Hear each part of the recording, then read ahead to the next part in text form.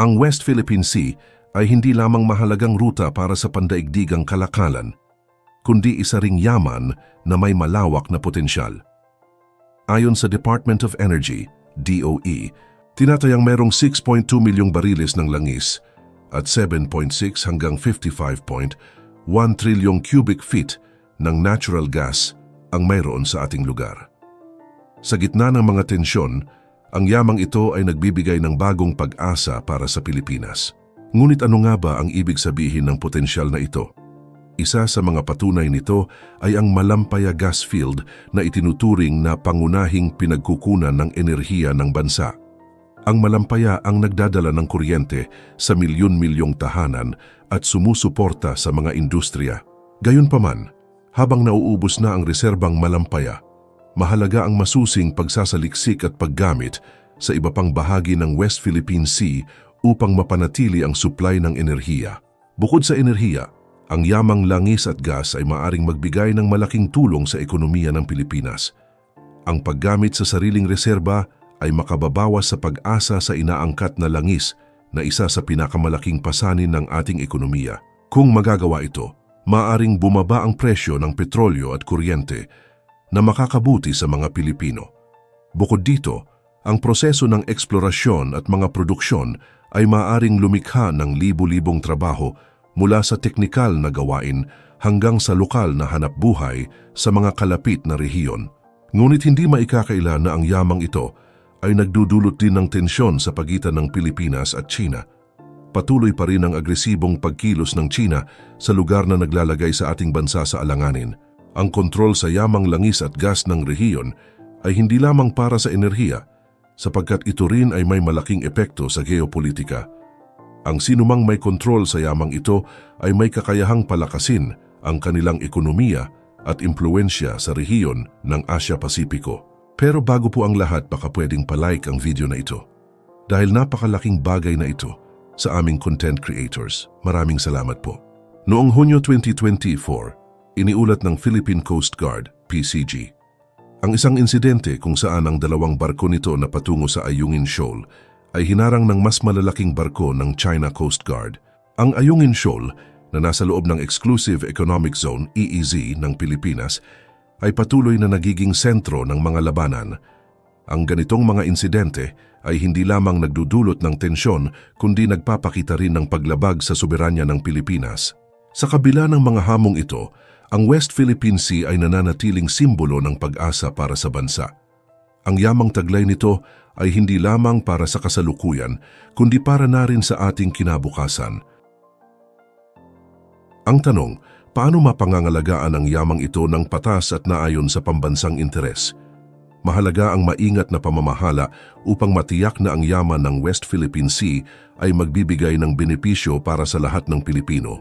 Ang yamang langis at gas ng West Philippine Sea ay susi para sa ekonomiya, enerhiya at diplomatikong kapangyarihan ng bansa. Gayunpaman, nananatiling hamon ang pagtatanggol sa karapatan ng Pilipinas sa harap ng agresibong pagkilos ng mga karatig bansa. Ang patuloy na agresibong aksyon ng China sa West Philippine Sea ay patuloy na lumalabag sa pandaigdigang batas, partikular na sa United Nations Convention on the Law of the Sea o UNCLOS. Ang UNCLOS ay nagtatakda ng karapatan ng Pilipinas sa teritoryo nito. Ngunit maraming insidente ang nagbubunyag ng kawalan ng respeto ng China sa soberanya ng bansa. Halimbawa, noong Agosto 21 taon, 2 barko ng Philippine Coast Guard, PCG, ang nasira matapos banggain ng mga barko ng China Coast Guard malapit sa Sabina Shoal. Ang BRP Bagakay ay nagkaroon ng malaking butas sa itaas ng waterline na nagresulta sa matinding pinsala. Hindi lamang ito ang nangyaring insidente. Noong Agosto 25, 2024 rin, isang barko ng Bureau of Fisheries and Aquatic Resources, BFAR, ang BRP Datu Sanday ang napalibutan ng hindi bababa sa 8 barko ng China. Kabilang dito ang mga barko ng People's Liberation Army Navy, PLAN, China Coast Guard at mga tugboat. Ang barko ay binomba ng water cannon na nagdulot ng pagkasira ng makina nito. Naging mapanganib rin ang kaligtasan ng mga Pilipinong sakay ng barko na nagdulot ng matinding takot. Noong Agosto 31, 2024, isa pang insidente ang naitala kung saan 3 beses binangga ng barko ng China Coast Guard na may hull number 5205, ang BRP Teresa Magbanua. Ang insidenteng ito ay nagdulot ng malaking pinsala sa barko, kabilang ang malaking butas, sirang railings at nabasa ang kagamitan. Malinaw na ang ganitong mga aksyon ay nagpapakita ng kawalan ng respeto ng China sa karapatan ng Pilipinas. Ang agresyon ng China ay nagdulot ng malawakang pagkondena mula sa iba't ibang bansa. Ang Estados Unidos, Japan, Taiwan, Australia at European Union ay sama-samang nanawagan na itigil ng China ang mga patuloy na paglalabag nito. Para sa kanila, ang ganitong mga aksyon ay hindi lamang banta sa Pilipinas, kundi pati na rin sa pandaigdigang kapayapaan at seguridad. Ngunit sapat na ba ang mga panawagang ito upang pigilan ng China? Sa kabila ng mga hamon, nananatili ang paninindigan ng Pilipinas na ipagtanggol ang karapatan nito sa West Philippine Sea. Sa pamamagitan ng diplomasya at suporta ng pandaigdigang komunidad, layo ng bansa na tiyaking ang teritoryong ito ay mananatili sa ilalim ng kontrol ng Pilipinas. Gayunpaman, ang agresyon ng China ay may direktang epekto sa kabuhayan ng mga Pilipino, lalo na sa mga mangingisda. Dahil sa presensya ng mga barko ng China, maraming mangingisdang Pilipino ang natatakot pumalaot. Ang dating masaganang huli ay napalitan ng pangamba. Ang pagbomba ng tubig, pagharang, at sa pilitang pagpapalayas sa mga tradisyonal na pangisdaan ay ilan lamang sa mga uri ng harassment na nararanasan nila. Dahil dito, bumababa ang kanilang kita at nagkakaroon ng kakulangan sa supply ng isda. Bukod sa harassment, ang paggamit ng China ng mga mapanirang pamamaraan tulad ng dynamite at cyanide fishing ay nagpapababa sa dami ng yamang dagat sa rehiyon. Ang epekto nito ay direktang nararamdaman ng mga ordinaryong Pilipino dahil sa pagtaas ng presyo ng seafood sa mga pamilihan.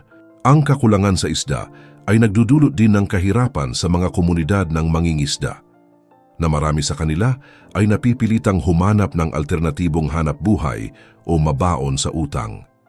Ang mga lokal na pamahalaan at iba't ibang organisasyon ay nananawagan rin sa pambansang gobyerno na bigyang prioridad ang proteksyon sa karapatan ng mga mangingisdang Pilipino. Ang pagpapalakas ng presensya ng Philippine Coast Guard sa West Philippine Sea ay itinuturing na mahalaga upang matiyak ang kanilang kaligtasan.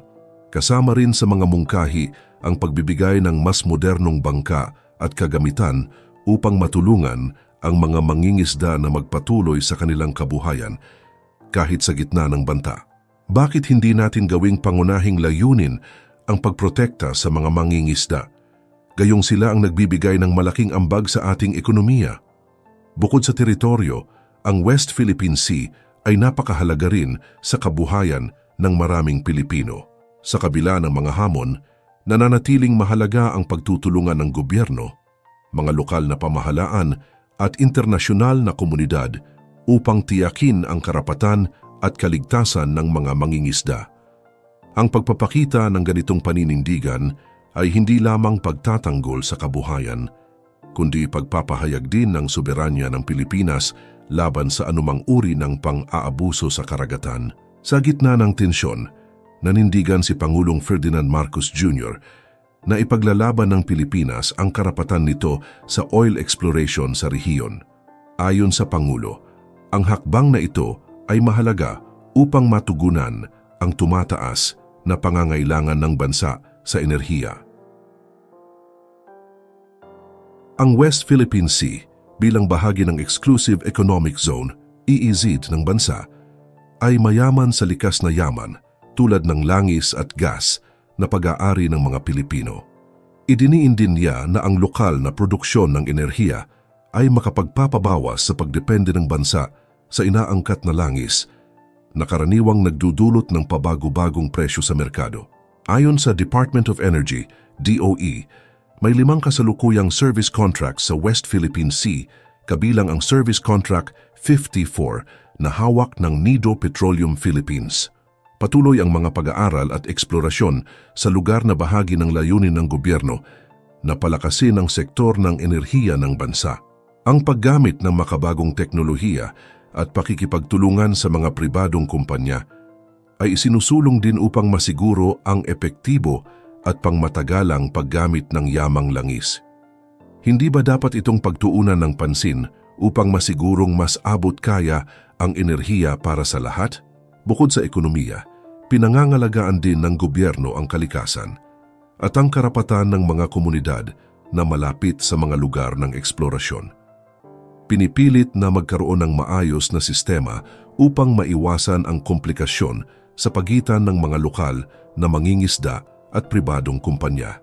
Kasabay nito, aktibo rin ang Pilipinas sa pakikipag-usap sa mga karatig bansa at pandaigdigang organisasyon upang tiyakin ang mapayapang resolusyon ng mga kaguluhan sa rehiyon. Ang paggamit ng mga pandaigdigang batas tulad ng United Nations Convention on the Law of the Sea, UNCLOS, ang nagiging basehan sa paglutas ng mga issue, malinaw ang paninindigan ng ating administrasyon na ang West Philippine Sea ay pag-aari ng Pilipinas at ang yaman nito ay para sa kapakinabangan lamang ng bawat Pilipino. Sa kabila ng mga hamon, patuloy ang determinasyon ng pamahalaan na protektahan ang interes ng bansa at tiyakin na ang eksplorasyon sa rehiyon ay magdudulot ng tagumpay at benepisyo para sa mga susunod na henerasyon. Sa huli, mahalaga ang pagkakaisa ng bawat Pilipino upang maprotektahan ang ating karapatan at kabuhayan sa West Philippine Sea. Ano sa tingin ninyo ang pinakamabisang hakbang para dito? I-share ang inyong opinion sa comment section down below at huwag kalimutang mag-like, mag-subscribe at i-hit ang notification bell para updated kayo sa mga ganitong usapin. Salamat sa panonood.